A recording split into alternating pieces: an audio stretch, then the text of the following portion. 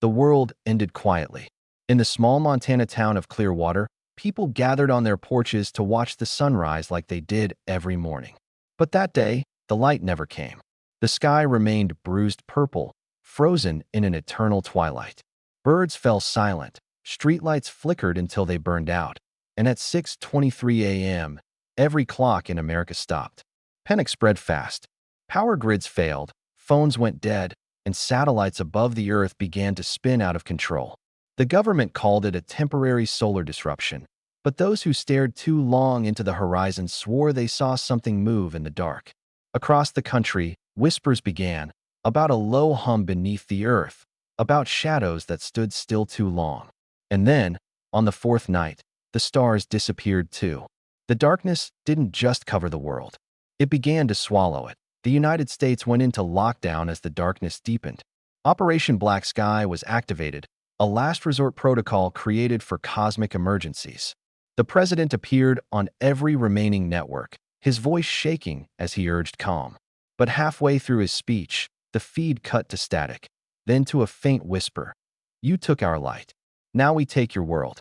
Panic turned to riots. Cities fell into chaos, and soldiers patrolled empty streets illuminated by ghostly red emergency lights. In the Pentagon, scientists argued it was a magnetic collapse, while others whispered of something older. Somewhere in the void above the atmosphere, something vast was blocking the sun, something alive. And when the blackout spread to Europe and Asia, humanity realized it wasn't an accident. It was a message. In Nevada, the town of Stillwater vanished overnight. Military drones sent to investigate showed streets perfectly intact, cars parked neatly, dinners left on tables, but no people. Only one survivor stumbled into a highway patrol station 70 miles away, covered in dust and blood. He kept repeating, "They came from under the ground." The dark walks now. When footage from the town was analyzed, blurred shapes could be seen moving beneath the asphalt, like veins pulsing with black light. Scientists from the Department of Energy confirmed seismic readings under the region, as if the Earth itself was breathing. A rescue team sent into the tunnels never returned. Days later, their radios came back online with faint static, then the sound of breathing in the dark and a voice whispering, "We were never alone." In Ohio, strange behavior spread among children.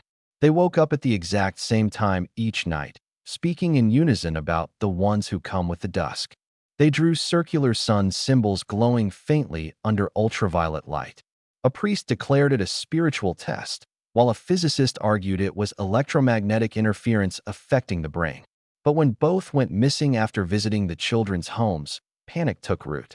One night, the drawings began to shimmer and the temperature dropped. Streetlights exploded. From beneath the playground, a fissure split open, releasing a low humming sound like a choir of whispers. Those who listened too long saw faces in the air, faces that weren't human. The children smiled as the darkness touched their skin, their eyes reflecting a light that didn't belong to this world. In Texas, a group of survivors stumbled upon an underground NASA bunker beneath the desert sands. Inside, they found classified archives detailing Project Solaris, a decades-old experiment to create artificial suns capable of reigniting the Earth's magnetic field. The project had been abandoned after testing caused dimensional distortions, rifts that bled shadows into the physical world. The team inside the bunker, calling themselves the Light Keepers, believed these artificial suns were humanity's last hope. But when they powered one on, it screamed. The light wasn't light at all. It was alive, writhing, fighting to return to the void.